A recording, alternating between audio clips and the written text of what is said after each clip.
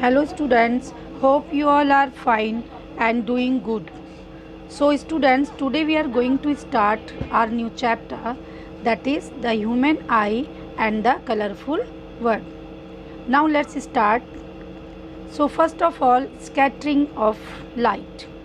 Scattering of light means to throw light in various random directions.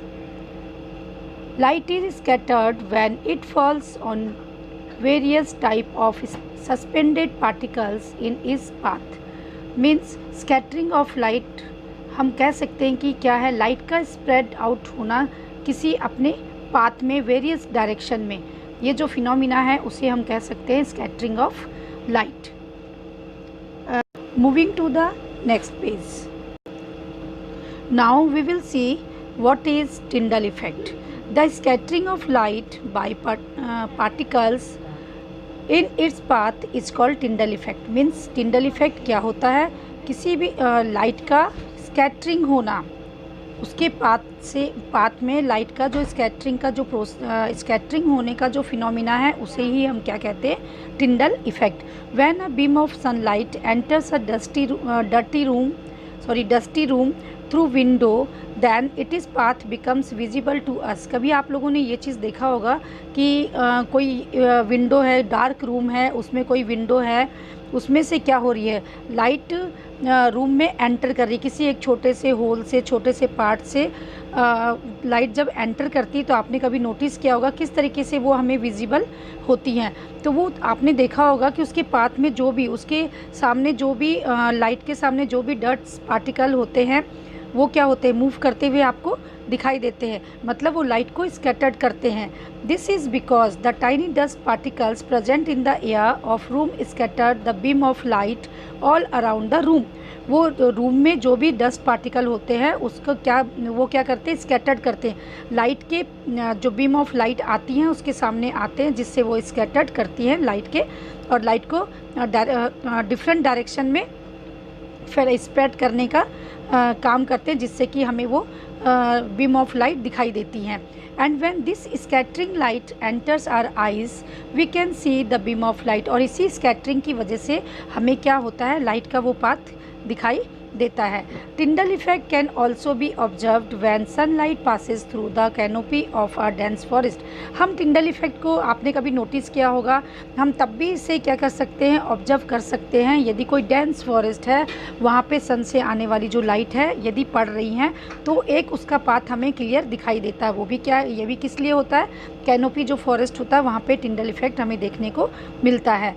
If we look at the spectrum of white sunlight we will observe that the red and blue are very predominant in it. और आपने कभी देखा होगा जब white light क्या होती है, जब वाइट लाइट का जो स्पेक्ट्रम है, स्पेक्ट्रम के 7 कलर्स में आप लोगों ने क्या कभी नोटिस किया है कि सबसे ज़्यादा उभर के कौन सी लाइट आपको दिखाई देती है, रेड एंड ब्लू. ब्लू की वेवलेंथ क्या होती है, सबसे कम होती है, रेड की ज़्यादा होती है. तो दोनों का क्या होती है, एक दूसरे उनके बीच में और डिफरेंट कलर होते हैं, बट ये दोनों लाइट हमें क्लियर दिखाई देती हैं. Red colour light has a longer wavelength but blue coloured light has a shorter wavelength. अब इस तरीके से अभी मैंने आपको यही बताया कि जो रेड कलर होता है उसकी वेवलेंथ क्या होती है, ज़्यादा होती है, और जो ब्लू कलर है उसकी वेवलेंथ कम होती है.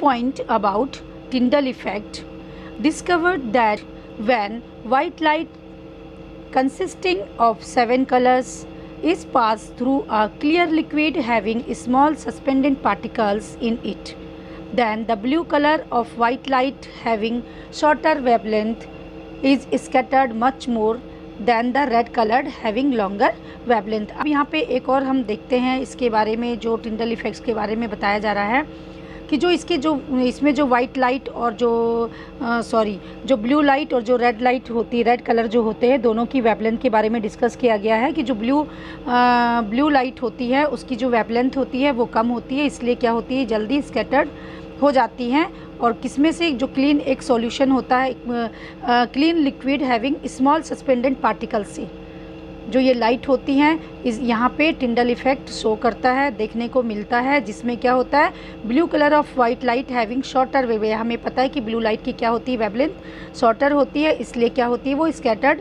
वो जल्दी बहुत ज़्यादा स्कैटर्ड हो जाती है, और जो रेड लाइट होती है इसकी वेवलेंथ कम होती है, इसलिए क्या होती है, ये स्कैटर्ड नहीं हो पाती हैं। Moving to the next page. इस तरीके से हमने देखा blue light has shorter wavelength so it is scattered more easily, और इसकी शॉर्टर वेवलेंथ की वजह से ही बहुत ईजली क्या होती है, स्कैटर्ड हो जाती है। Red light has longer wavelength so it is not scattered much, इसलिए ये बहुत ज़्यादा स्कैटर्ड नहीं हो पाती है। The blue coloured light present in white sunlight is scattered much more easily than the red light, और मेन यही रीज़न है कि क्या होती है, जो ब्लू कलर लाइट होती है सनलाइट में से, सनलाइट में जो ब्लू कलर जो होता है वो जल्दी ईजली क्या हो जाता है, स्कैटर्ड हो जाता है, बिकॉज इट्स शॉर्टर वेवलेंथ। चलिए अब आगे देखते हैं। Colour of scattered light depend on the size of scattering particles.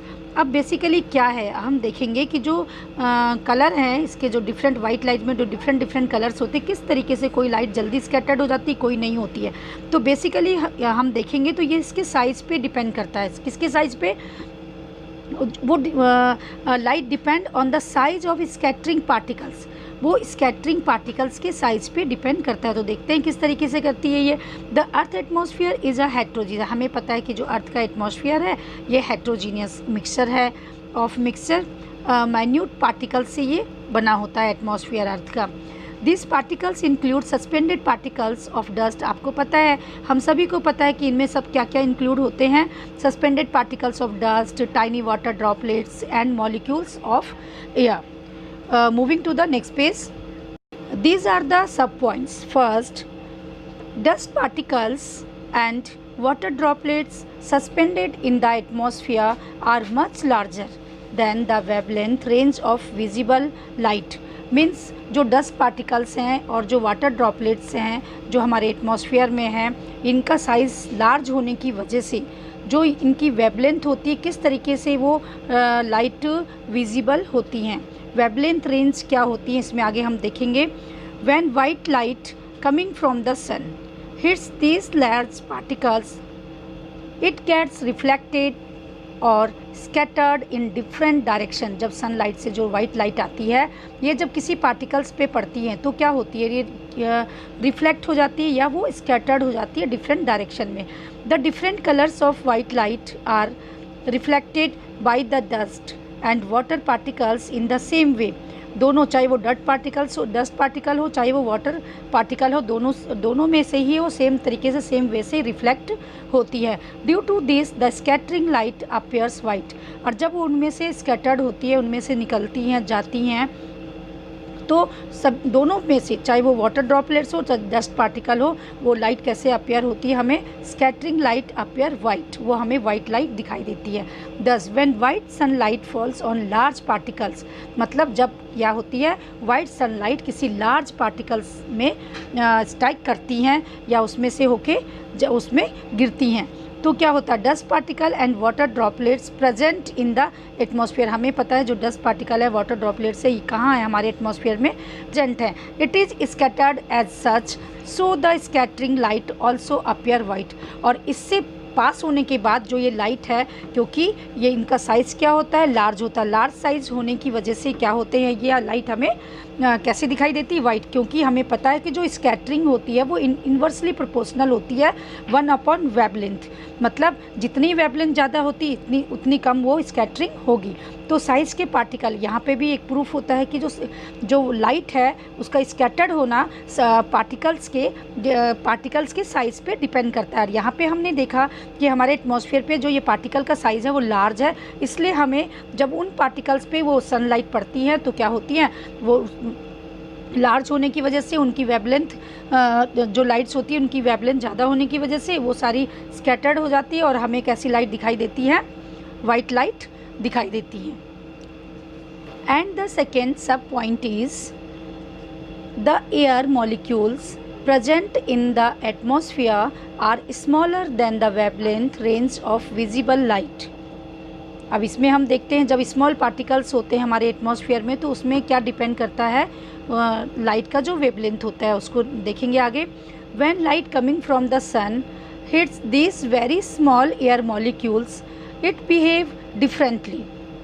Since the different colors of white light have different wavelengths, so they are affected differently.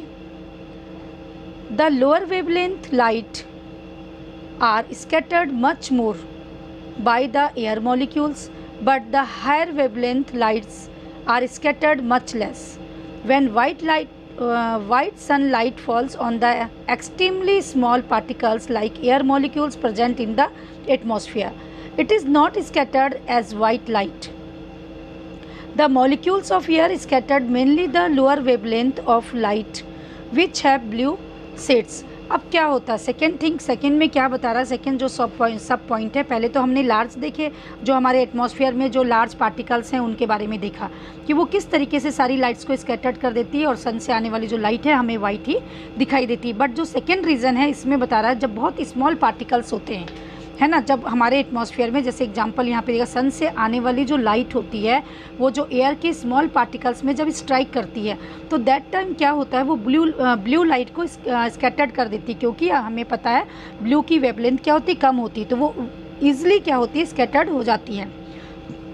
और but जो हमारी जो red light होती है उसकी क्या होती है, वेवलेंथ ज़्यादा होती है, जिसकी वजह से क्या होती है, उससे वो कम क्या होती है, स्कैटर्ड होती हैं। इस तरीके से हमने देखा जब एटमॉस्फेयर में जो ये पार्टिकल, जो मॉलिक्यूल्स हैं एयर के, बहुत ज़्यादा स्मॉल साइज़ होने की वजह से ये वाइट लाइट को स्कैटर्ड नहीं करते हैं। The molecules of air scattered mainly the lower wavelength, और हमने देखा कि क्या है, ये जो लोअर जिसकी वेवलेंथ होती है उसको ज़्यादा स्कैटर्ड करते हैं। तो बेसिकली यहाँ पे हमें देखने को मिलता है कि जो स्कैटरिंग का जो ये फिनोमिना है ये डिपेंड करता है पार्टिकल्स के साइज़ पे। तो इस तरीके से हम बोल सकते हैं जो पार्टिकल का साइज़ होता है तो इसका जो प्रोसेस है, moving to the next page, the colour of scattered light depend on the size. इस तरीके से मैंने आपको बताया कि जो कलर्ड होता है वो स्कैटरिंग ऑफ लाइट डिपेंड किस पे करती है, वो पार्टिकल के साइज़ पे।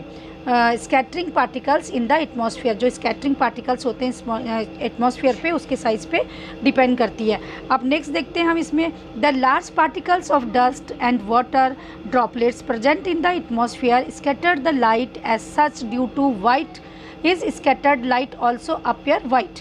तो जो लार्ज पार्टिकल्स हैं उन्होंने जो स्कैटर्ड किया था लाइट को, उसमें हम देखते हैं कि हमारी जो लाइट होती है वो कैसी दिखाई देती है, वाइट दिखाई देती है। But the extremely minute particles such as the air molecules present in the atmosphere scattered mainly the blue light present in the white light। हमने देखा कि वाइट लाइट में से जो सबसे ज़्यादा, जो जिसकी वेवलेंथ सबसे कम होती है, जो कौन सी है, ब्लू लाइट है, वो सबसे ज़्यादा स्कैटर्ड करते हैं कौन, स्मॉल साइज़ के जो पार्टिकल्स होते हैं वो। तो बेसिकली हम यहाँ पे हमने क्या देखा, जो टिंडल इफेक्ट है उसके लिए हम मेन रीज़न देखते हैं। सब फर्स्ट हम कह सकते हैं कि फर्स्ट रीज़न क्या होगा, साइज़ ऑफ द पार्टिकल्स, उसका जो पार्टिकल का साइज़ होता है वो जितना स्मॉल होगा उतना ज़्यादा वो लाइट को स्कैटर्ड करेगा।